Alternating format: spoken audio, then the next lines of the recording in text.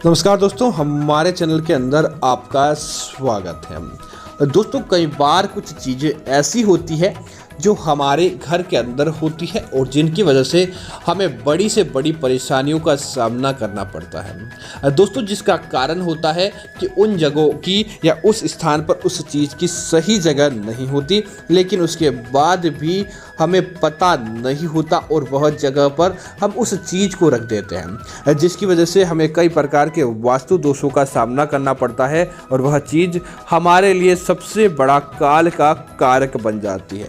तो दोस्तों, बात करते हैं उन चीज़ों की कि आखिर उन चीज़ों को कहाँ पर रखना चाहिए और कहाँ पर नहीं रखना चाहिए, ताकि हमारे जीवन के अंदर किसी प्रकार की दिक्कत नहीं हो और किसी प्रकार की समस्याओं का हमें सामना नहीं करना पड़े। दोस्तों, सबसे पहले बात करते हैं घड़ी की। दोस्तों, घड़ी को इस बात का ध्यान रखें, घर के अंदर कभी भी सबसे पहले तो बंद घड़ी नहीं होनी चाहिए।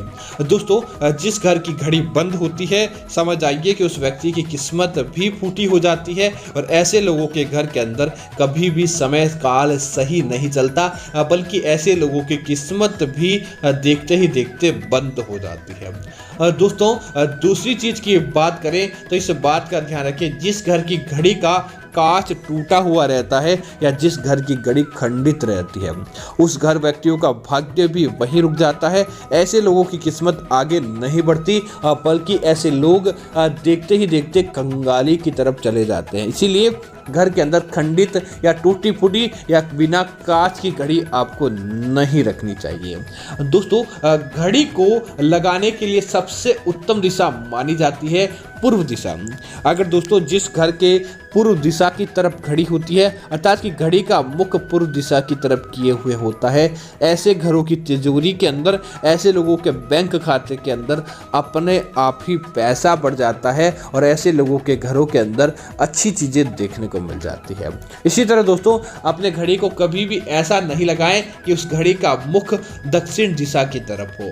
अगर दोस्तों दक्षिण दिशा की तरफ आपके घर की घड़ी का मुख होता है, तो ऐसे लोगों के घरों के अंदर अपने आप ही कंगाली आ जाती है और वहाँ पर अच्छी चीज़ें समाप्त हो जाती है और देखते ही देखते उन लोगों के घर के अंदर दुर्घटना का भय होना, किसी प्रकार के मृत्यु का भय होना या फिर रात्रि को बुरे स्वप्न आना, इस प्रकार की गतिविधि और नकारात्मक शक्तियाँ उस घर के अंदर प्रवेश कर जाती है। इसीलिए इस बात का आपको जरूर ध्यान रखना चाहिए। इसी तरह दोस्तों, इस बात का ध्यान रखें, कभी भी आपके घर की रसोई और घर के बाथरूम टॉयलेट की दीवार एक नहीं होने चाहिए।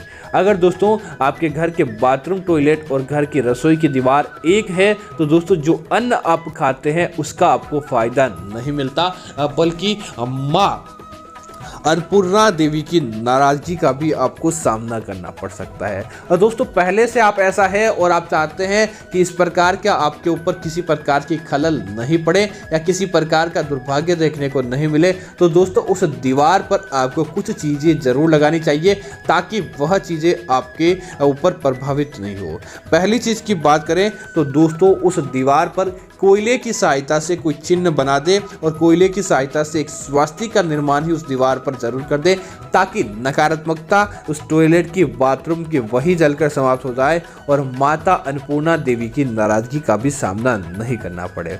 दूसरी चीज़ दोस्तों, उस दीवार पर आपको जैसे मनी प्लांट का सहारा लेकर उसके पास मनी प्लांट लगा देनी चाहिए, ताकि वहाँ की नकारात्मकता मनी प्लांट से आगे नहीं बढ़ पाए और वहाँ जैसी नकारात्मकता होती है उसे मनी प्लांट सोख लेता है और आपको वह प्रभावित नहीं करता है।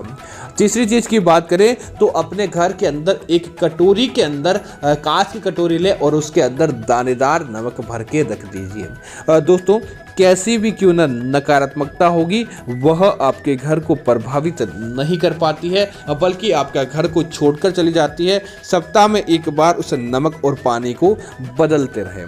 इसी तरह दोस्तों, अगर आप भगवान की पूजा पाठ करते हैं तो इस बात का ध्यान रखें, प्रत्येक दिन सुबह और शाम के समय जब भी आप भगवान की पूजा करते हैं, तब आपको पूजा के अंदर कपूर का इस्तेमाल जरूर करना चाहिए।